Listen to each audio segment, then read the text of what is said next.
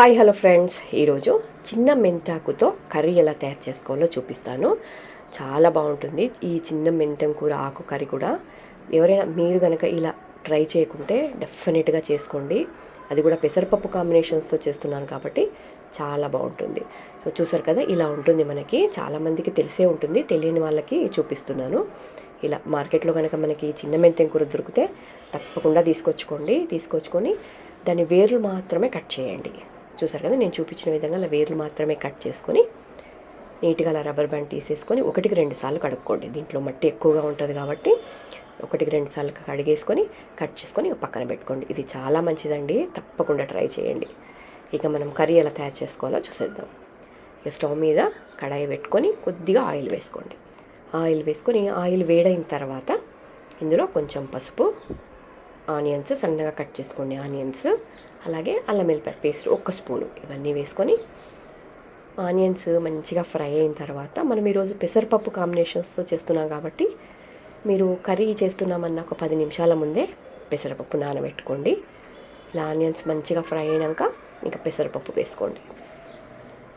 పెసరపప్పు కూడా నూనెలో 1 నిమిషం ఫ్రై అయినాక ఇక మనం మెంతం కూర వేసుకుందాము.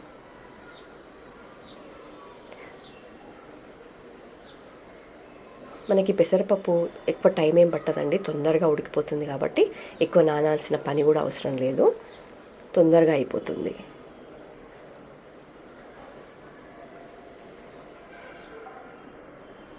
సో చూసారు కదా, ఇట్లా ఫ్రై అయినాక ఇప్పుడు మనం నానబెట్టుకున్న పెసరపప్పులోంచి నీళ్ళన్నీ తీసేసి పెసరపప్పు మాత్రమే వేసుకోండి.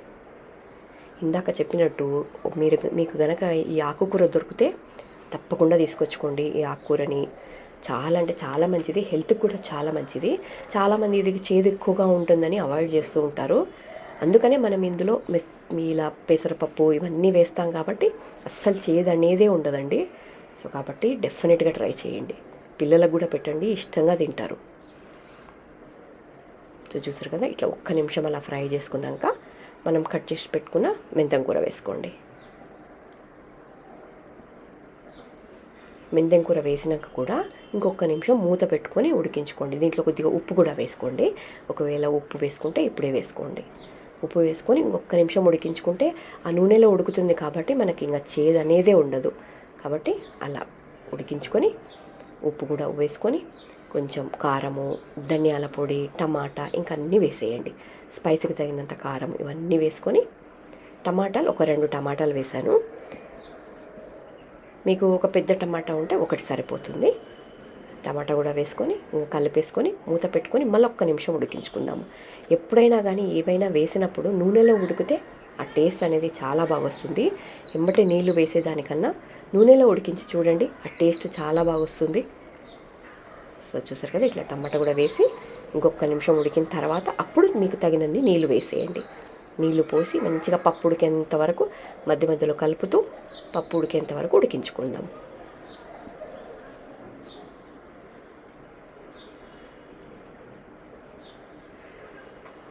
సో మీరు కనుక నా ఛానల్ని సబ్స్క్రైబ్ చేసుకోకుంటే తప్పకుండా సబ్స్క్రైబ్ చేసుకోండి. మన ఛానల్లో ఇలాంటి మంచి మంచి రెసిపీస్ చాలా అంటే చాలా ఉన్నాయి. అలాగే హెల్దీ రెసిపీస్, రీసెంట్గా నేను బర్గర్ కూడా చేశానండి, హెల్దీగా చాలా టేస్టీగా ఉంది. ఎవరైనా చూడకుంటే ఆ వీడియో కూడా చూడండి. నేను మీకు పైన లింక్ ఇస్తాను, జస్ట్ మీరు ఆ లింక్ ప్రెస్ చేయండి, వచ్చేస్తుంది. సో చూసారు కదా, ఇలా టమాటా కూడా వేసుకున్నాక ఇక మూత పెట్టుకొని ఉడికించుకోండి.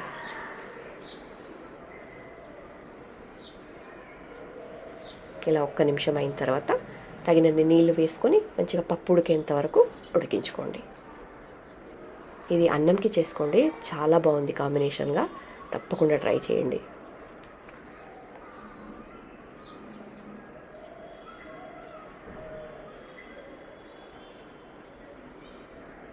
మీరు ఈ చిన్న మెంతం కూరని ఏ రకంగా చేసుకుంటారో కూడా నాకు తప్పకుండా కామెంట్లో షేర్ చేసుకోండి.